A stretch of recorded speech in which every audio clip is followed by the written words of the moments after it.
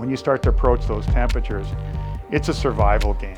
Hunting the cold is a sport in itself, regardless of the whitetail hunting. What kind of cold are we talking to? I mean, we're close to the Arctic here. You got to have your gear so dialed. Hunting up in Canada in November is a tough game. So when you're talking harshest conditions, it can be brutal. I mean, we can be in the we can touch minus 40. Minus 40 Celsius, minus 40 Fahrenheit, it's the same temperature. They match at minus 40, so you have to have specialized gear to do it. Where to begin? I mean, I would say we maybe start from the bottom, coming up, meaning the boots.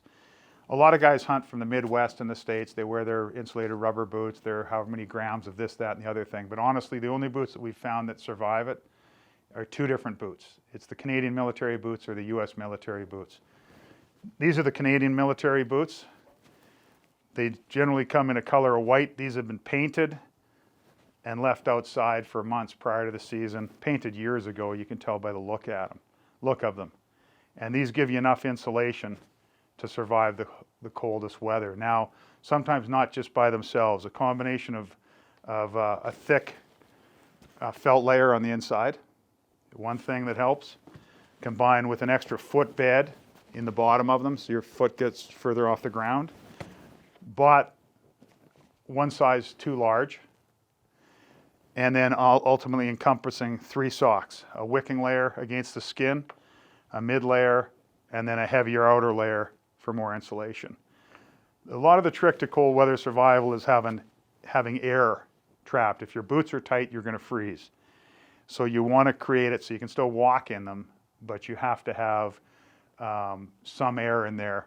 And if it's real cold, you'll combine them with heat packs. The heat packs are your friends. You just need the heat.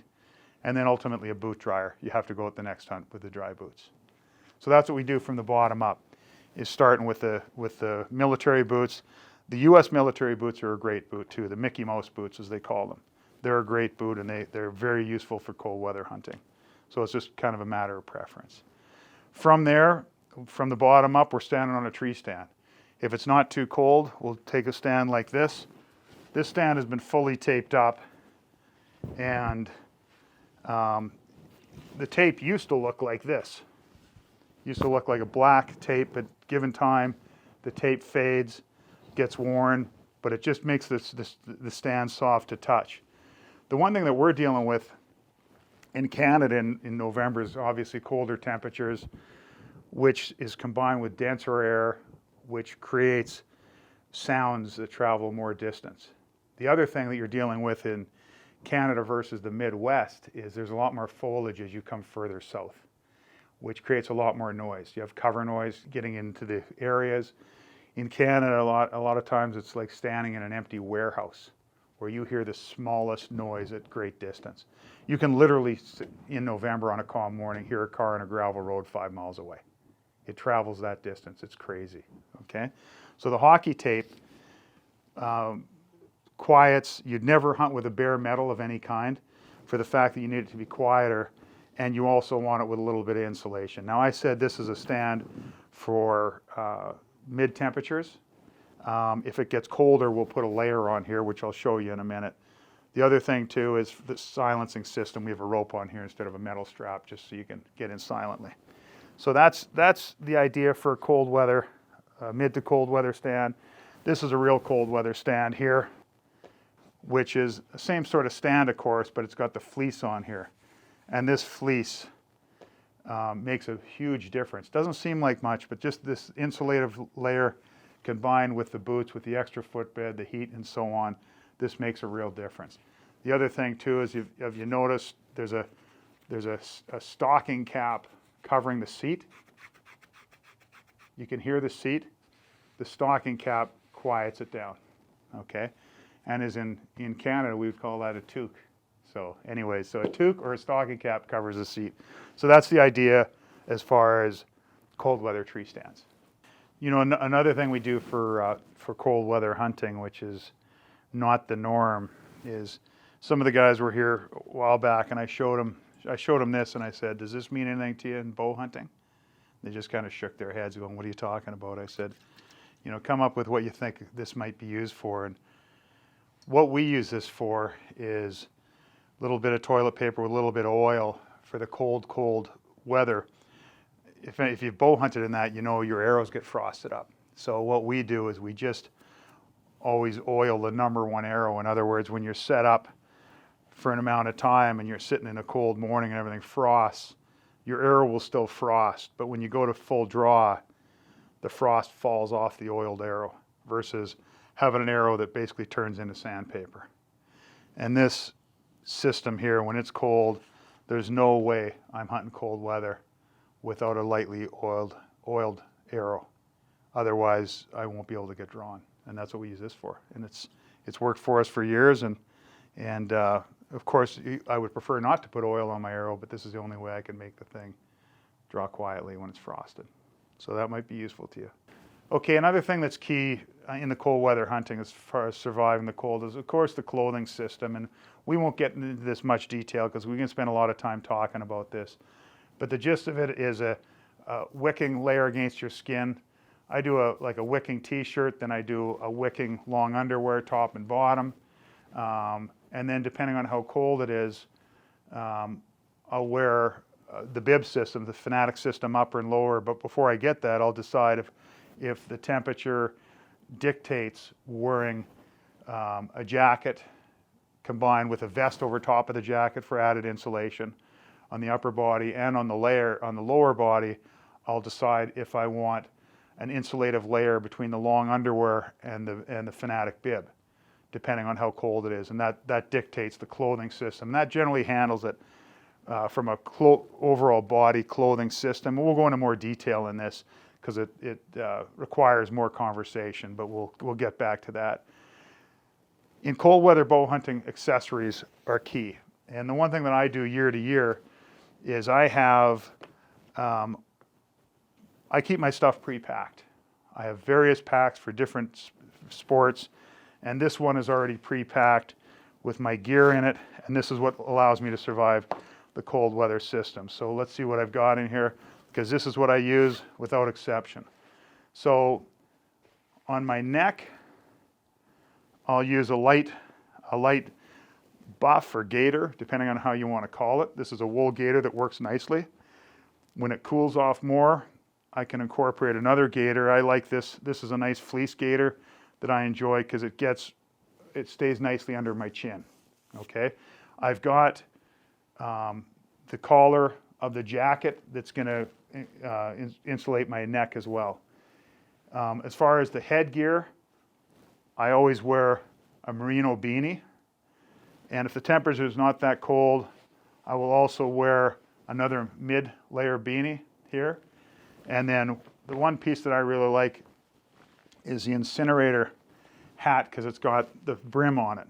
Much like you can wear it to block the light and shade your face a little bit like this. But if you're hunting into a sunset, you need this. Ideally, I would rather not have a brim on a hat simply from you might say a predator standpoint. If I'm rotating my head, I would like not to be swinging the brim back and forth, but out of necessity, sometimes you just have to do it from a hunting strategy standpoint so you can see. Now, I referred to temperatures of -40.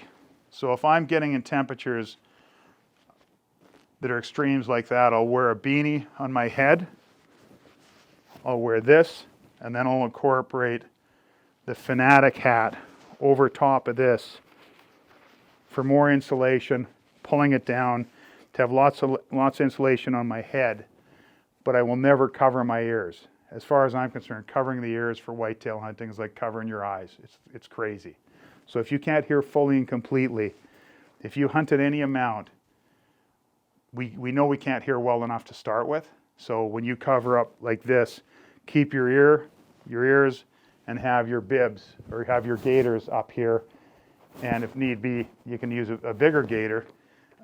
Sitka sells a bigger gaiter that comes further up your face, so you can just have a narrow gap here, and you can just slide it down to shoot, if that's the system that you want to use.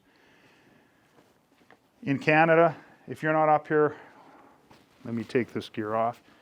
In Canada, if you're not up here with a system for your left hand, you're in trouble. Your bow hand rather. I'm a right-handed shooter, so I refer to left hand. So I refer to, for hunting, I use a light glove on my right hand, a left glove, or a light glove on my left hand, until I go towards my mitt, which the incinerator mitt allows me to get a bow in hand, and if I get caught, I can hold it for a long time. I can tell you horror stories of guys that I've guided that decided a glove was good enough on their left hand, and they got to sit there for 10, 15 minutes while a big buck locks up on them. It just needs to take a few more steps, but they can't survive it. So cold weather hunting system and surviving, there's no way I will hunt without this piece. I don't need one for my right hand because I'm putting my right hand back to the heat. Okay, so that's the logic on that piece there.